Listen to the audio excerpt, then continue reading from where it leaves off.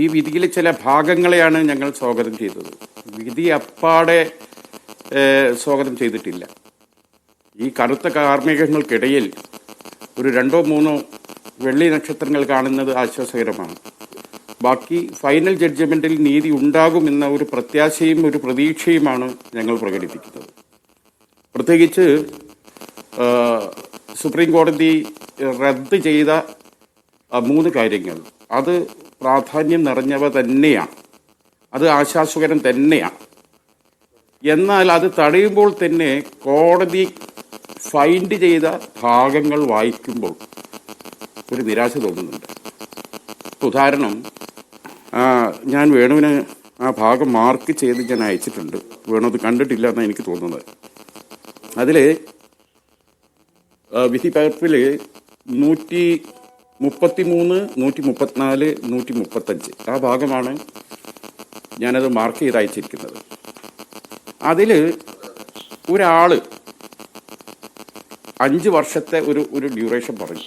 ഒരു 5 വർഷക്കാലം പ്രാക്ടീസിങ് മുസൽമാന് മാത്രമേ വഖഫ് ചെയ്യാൻ അധികാരമുള്ളൂ എന്നൊരു ഭാഗം. അത് കോടതി അത് റദ്ദ് ചെയ്തിട്ടുണ്ടെങ്കിലും കോടതി നടത്തിയ ഫൈൻഡിങ് ആണ് എന്നെ അത്ഭുതപ്പെടുത്തുന്നത്. എന്തായാലും പറയുന്നത്, ഈ 5 വർഷക്കാലം ഒരാൾ ഇസ്ലാം പ്രാക്ടീസ് ചെയ്യുന്ന ആളോ എന്ന് ആര് നിശ്ചയിക്കും? അപ്പം അത് നിശ്ചയിക്കാനുള്ള ഒരു സംവിധാനം ഈ റൂൾസ് ഉണ്ടാക്കുമ്പോൾ ഉണ്ടാക്കട്ടെ, അതുവരെ സ്റ്റേ എന്നാണ് പറയുന്നത്. അപ്പോഴും നിങ്ങൾ മനസ്സിലാക്കണം അത്. അതായത് ഇപ്പോഴത്തെ അവസ്ഥയിൽ ഒരാൾ 5 കൊല്ലം പ്രാക്ടീസിങ് മുസൽമാനാണ് എന്ന് കണ്ടുപിടിക്കാൻ എങ്ങനെ സാധിക്കും? അത് കണ്ടുപിടിക്കാനുള്ള സംവിധാനം ഉണ്ടാക്കും വരെ സ്റ്റേ. നാളെ തന്നെ അതിനുള്ള സംവിധാനം BJP ഭരിക്കുന്ന സ്റ്റേറ്റുകളിലൊക്കെ എന്തുകൊണ്ട് കണ്ടുപിടിച്ചുകൂടാ? അപ്പോൾ റദ്ദ് ചെയ്യുമ്പോൾ തന്നെ ആ കാര്യത്തെക്കുറിച്ച് കോടതി നടത്തുന്ന ഫൈൻഡിങ് അത്ര എനിക്ക് വ്യക്തിപരമായി അത്ര സന്തോഷപ്രദമല്ല. പിന്നെ ഇതിൽ ഏറ്റവും വലിയ ഒരു പ്രധാനപ്പെട്ട ഒരു സംഗതി ഒന്ന് വേണം മനസ്സിലാക്കേണ്ടത്. ഇതിൽ ഈ വാക്കാൽ വഖഫ് ഇന്ത്യയിൽ ആയിരക്കണക്കിന് കോടിയുടെ സ്വത്തുക്കളാണ്. ഈ വാക്കാൽ വഖഫ് 2005 ഒരു തീയതി വെച്ചിട്ടുണ്ട് ആ ഭേദഗതിയിൽ. ആ തീയതിക്കുള്ളിൽ അത് രജിസ്റ്റേർഡ് ആകണം വഖഫിൽ, ഇല്ലെങ്കിൽ അത് മുഴുവൻ സർക്കാർ പിടിച്ചെടുക്കുന്നതാണ്. എന്നാൽ അവിടെ ഒരു 6 മാസം ഇത് രജിസ്റ്റർ ചെയ്യാനുള്ള സമയം ചോദിച്ചിട്ടുണ്ട്. ആ സമയം പോലും എന്ത് ചെയ്തിട്ടില്ല, ഇവിടെ അനുവദിക്കപ്പെട്ടിട്ടില്ല. അപ്പോൾ അതുവഴി ആയിരക്കണക്കിന് കോടിയുടെ വഖഫ് സ്വത്തുക്കളാണ് പിടിച്ചെടുക്കാനുള്ള അവസരം ഉണ്ടായത്. അവിടേക്ക് കോടതി വന്നിട്ടില്ല. ഫൈനൽ ജഡ്ജ്മെൻറ്റിൽ ഇടക്കാല ഉത്തരവിൽ അതില്ലെങ്കിലും ഫൈനലിൽ അത് ഉണ്ടാകണം എന്നാണ് ഞങ്ങൾ ആവശ്യപ്പെടുന്നത്. ഞങ്ങളിത് പാർലമെൻറ്റിലും ആവശ്യപ്പെട്ടതാണ്, ഞങ്ങൾ കോടതിയിലും ആവശ്യപ്പെട്ടതാണ്. പിന്നെ ഒരു കാര്യം പറയുന്നത്,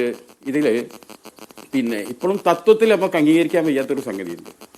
അതായത് ഇതിൽ നോൺ മുസ്ലിം അംഗങ്ങളാവാം. നേരത്തെ ഈ 11 അംഗ വഖഫ് ബോർഡിൽ ഒരാൾ മാത്രം, അത് എവിടെയും മുസ്ലിം വേണമെന്ന് പറയുന്നില്ല ഈ ഭേദഗതിയിൽ. അവിടെ പറയുന്നത് ഈ സുന്നി അല്ലെങ്കിൽ ഷിയ, അതിലെ മൈനോറിറ്റീസിൻ്റെ ഒരു പ്രതിനിധി വേണം എന്ന് അവിടെ പറയുന്നുണ്ട്. മുസ്ലിം എന്ന ഒരു വാക്കേ പറയുന്നില്ല. അങ്ങനെ വന്നാൽ 11 പേരിൽ ഒരാളൊഴികെ ബാക്കി 10 പേരെയും എന്ത് ചെയ്യാം, മുസ്ലിം അല്ലാത്തവരെ നോമിനേറ്റ് ചെയ്യാനുള്ള അവസരം ഒരുങ്ങാം. ഇപ്പം നേരത്തെ എന്തായിരുന്നു, മുത്തവല്ലികളുടെ പ്രതിനിധിയായിട്ട് 2 പേർ, അഭിഭാഷകരുടെ പ്രതിനിധിയായിട്ട് മുസ്ലിം സമുദായത്തിൽ നിന്ന് 2 പേർ, MLA-മാരുടെ പ്രതിനിധികളായിട്ട് മുസ്ലിമായ MLA-മാരിൽ നിന്ന് 2 പേർ, MP-മാരുടെ പ്രതിനിധിയായിട്ട് മുസ്ലിമായ MP എന്നൊരാൾ.